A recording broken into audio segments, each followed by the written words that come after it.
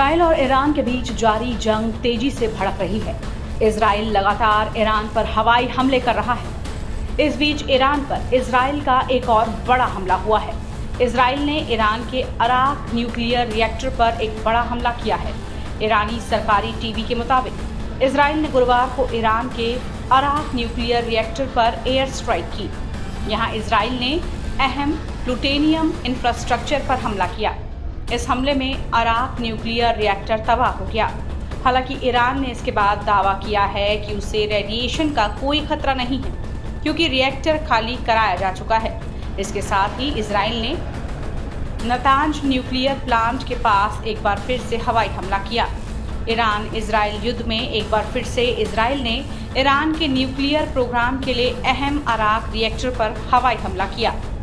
Israel ने हमले से पहले ही सोशल मीडिया प्लेटफॉर्म एक्स पर चेतावनी दी थी कि लोगों को इलाके से निकल जाने की सलाह थी। इजराइल अब तक ईरान के नतांज यूरेनियम संवर्धन केंद्र, तेहरान के आसपास के सेंट्रीफ्यूज वर्कशॉप और फसहान के परमाणु स्थल पर हमले कर चुका है। इन हमलों में ईरान के कई वरिष्ठ सैन्य अधिकारी और परमाणु वैज्ञानिक मारे गए हैं। अब उसने अराक न्यूक्लियर रिएक्टर पर हमला करके इसे तबाह कर दिया।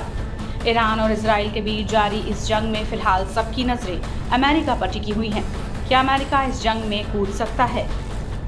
इस पर पूरी दुनिया की निगाहें हैं। इस बीच इजराइल और ईरान जंग पर दुनिया भर के रक्षा विशेषज्ञों की भी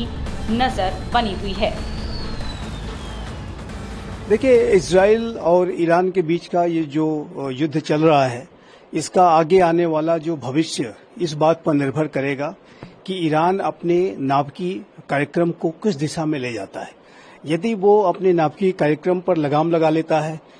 और अमेरिका के साथ जो नई डील की जो बातचीत चल रही है उसके लिए सहमत हो जाता है, साइन वो डील कर लेता है, तो ऐसे में ये जो जंग है वो रुक सकती है और एक शांति की स्थापना हो सकती है। लेकिन यदि ईरान अपने नाभिकीय कार्यक्रम को और अधिक तेज गति से आगे बढ़ाता है, अपने यूरेनियम इनरिचमेंट के प्रोग्राम को तेज गति से आगे बढ़ाता है, तो ऐसे में आने वाले समय में न सिर्फ इजराइल बल्कि यूनाइटेड स्टेट्स ऑफ अमेरिका भी ईरान के जो न्यूक्लियर इंस्टॉलेशंस हैं उस पर कोई सीधी कार्रवाई कर सकता है और जो ईरान के जो डीप अंडरग्राउंड जो न्यूक्लियर फैसिलिटीज हैं उसको अमेरिका भी सीधे हमले के माध्यम से हिट कर सकता है। अमेरिका के पास वो कैपेबिलिटीज हैं, जो अर्थ पेनिट्रेटिंग बंकर बस्टर बॉम्ब्स हैं, वो अमेरिका इस्तेमाल करते हुए उन डीप अंडरग्राउंड फैसिलिटीज को हिट कर सकता है और उसे डिस्ट्रॉय कर सकता है। तो ये ईरान के पास अभी भी स्पेस है और ईरान यदि अपने नाभिकीय कार्यक्रम पर रोक लगाता है तो ये जंग रुक सकती है। लेकिन अमेरिका और इजराइल इस बात को लेकर के संकल्पबद्ध हैं कि वो ईरान को न्यूक्लियर वेपन्स एक्वायर नहीं करने देंगे और इस दिशा में वो बड़ी से बड़ी कार्रवाई मिल करके भी कर सकते हैं। ऐसी संभावनाओं को रूल आउट नहीं किया जा सकता। कहीं ना कहीं इजराइल और ईरान का जो ये कॉन्फ्लिक्ट वॉर चल रहा है, इससे मिडिल ईस्ट में तनाव बढ़ गया है और G7 की तरफ से भी ये बयान जारी हुआ है कि हम ईरान को न्यूक्लियर परमाणु हथियार नहीं होना चाहिए उसके पास। जी, G7 की तरफ से एक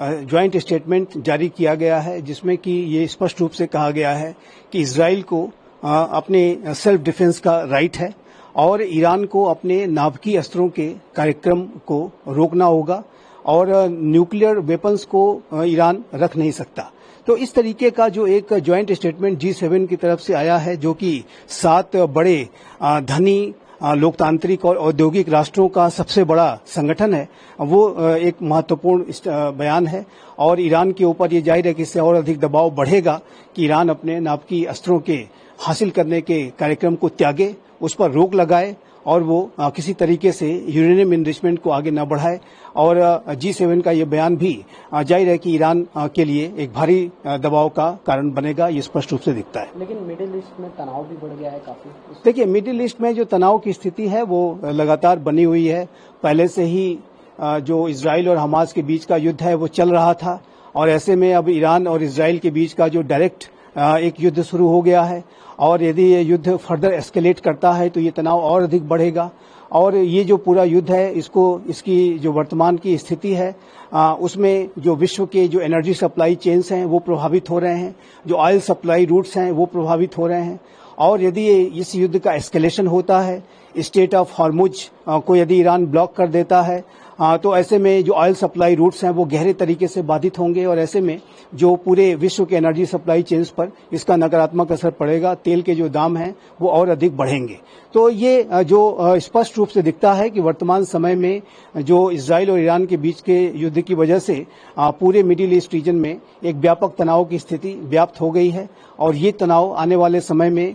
ईरान का यदि यूरेनियम एनरिचमेंट का प्रोग्राम और अधिक आगे बढ़ता है तो ये तनाव और अधिक गहरा सकता है और इससे जाहिर है कि पूरा विश्व भी प्रभावित होगा। भारत तो इससे प्रभावित निसंदेह होगा ही। नेतन्याहू ने कहा है कि खामेनेई जो ईरान का सबसे बड़ा लीडर है उसकी हत्या से ही ये विवाद खत्म होगा।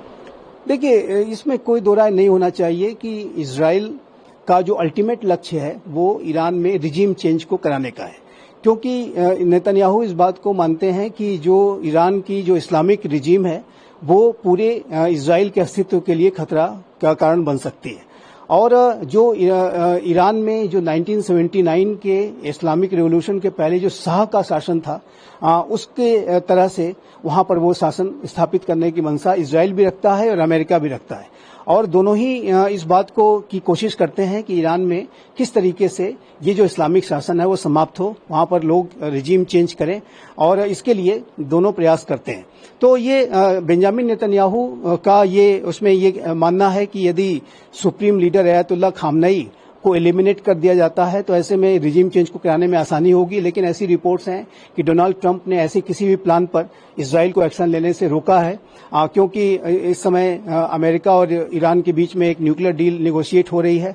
और यदि ये ईरान इसके लिए मान जाता है तो संभव है कि इजराइल को ऐसा किसी बड़े ऑपरेशन को करने में अमेरिका उसे गो हेड न दे और उसको इस पूरी प्रक्रिया करने से रोके। लेकिन इसमें कोई दो राय नहीं होना चाहिए कि इजराइल का जो अल्टीमेट गोल है वो ईरान में रिजीम चेंज को कराने का है और इसके लिए जो इजराइल समय समय पर अपने जो प्रयास हैं या साजिशें हैं वो अवश्य करता है। अमेरिका भी इस मंसूबे को रखता है और अमेरिका भी ये चाहता है कि जो 1979 का जो इस्लामिक रिवॉल्यूशन हुआ था उसके पहले की जो ईरान में स्थिति थी, शाह का जो शासन था वैसे ही स्थापित हो और अमेरिका के अंदर भी जो 1979 के इस्लामिक रिवॉल्यूशन की वजह से जो वहां के अमेरिकन एम्बेसी की जो लंबे समय तक सीज हुई थी उसकी जो टीस है वो अमेरिका के अंदर भी रहती है। तो अमेरिका भी चाहता है कि वहां पर रिजीम चेंज हो और फिर से ईरान वैसा ही बने जैसा कि शाह के समय में का ईरान था।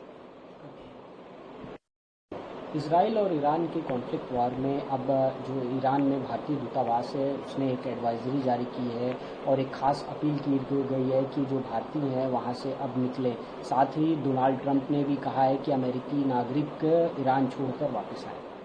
देखिए, ये बात बिल्कुल स्पष्ट है कि इजराइल और ईरान के बीच की जो स्थिति है इस समय युद्ध की वो भयावह रूप ले सकती है और भी अगर इस पूरे युद्ध का एस्केलेशन होता है तो इसमें बड़ी संख्या में जो आम लोग हैं वो मारे जा सकते हैं। तेहरान में जो विशेष रूप से स्थितियां काफी विकट हो सकती हैं और ऐसी आशंकाओं को ध्यान में रखते हुए, इस युद्ध के एस्केलेशन की आशंकाओं को ध्यान में रखते हुए भारत ने भी अपने नागरिकों को एडवाइजरी जारी की है कि वो जल्द से जल्द तेहरान छोड़ दें। उसी तरीके की जो एडवाइजरी है वो अमेरिका ने जारी की है। डोनाल्ड ट्रंप ने स्वयं इस बात को जब G7 के वो सम्मेलन से पूर्व निर्धारित जो कार्यक्रम के पहले ही वो जब वापस आ रहे थे तो उन्होंने अपने सोशल मीडिया ट्वीट में कहा कि अमेरिकी नागरिकों को तुरंत ही तेहरान छोड़ देना चाहिए, क्योंकि तेहरान में जो स्थितियां हैं वो विकट हो सकती हैं और यदि आम नागरिक उसमें हताहत होते हैं तो जाहिर है कि वो पूरे अमेरिका के लिए भी, भारत के लिए भी, जहां कहीं के भी नागरिक है उस राष्ट्र के लिए बहुत ही चुनौती की स्थिति में वो जा सकता है। और भारत भी अपने नागरिकों को ऐसी एडवाइजरी इसी वजह से जारी कर रहा है क्योंकि समय रहते वो लोग अपने इस तेहरान की स्थितियों को ध्यान में रखते हुए और इसको तुरंत ही छोड़ दें, नहीं तो उनका जो जीवन है वो खतरे में पड़ सकता है। तो ये महत्वपूर्ण एडवाइजरी है जिसको कि जो भी भारतीय नागरिक वर्तमान समय में तेहरान में हैं या पूरे ईरान में जहां कहीं भी हैं उनको तुरंत ही ईरान छोड़ने की तैयारी करनी चाहिए और तुरंत से जल्द ईरान छोड़ देना चाहिए। भारत का क्या रुख है कि जिस तरीके से इजराइल की तरफ से, इजराइल के सपोर्ट में G7 में भारत ने भी कई सारी बातें बोली और क्या रुख है भारत का इस कॉन्फ्लिक्ट वार में ईरान और इजराइल? देखिए, भारत का जो स्टैंड है बहुत ही संतुलित है, विवेकपूर्ण है, बुद्धिमत्तापूर्ण है। भारत ने जो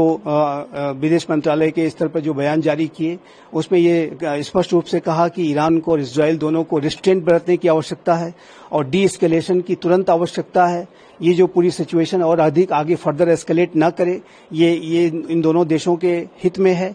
लेकिन जहां तक इजराइल के साथ भारत के संबंधों का प्रश्न है तो वो भी बहुत ही मित्रतापूर्ण है, लेकिन ईरान के साथ भी भारत के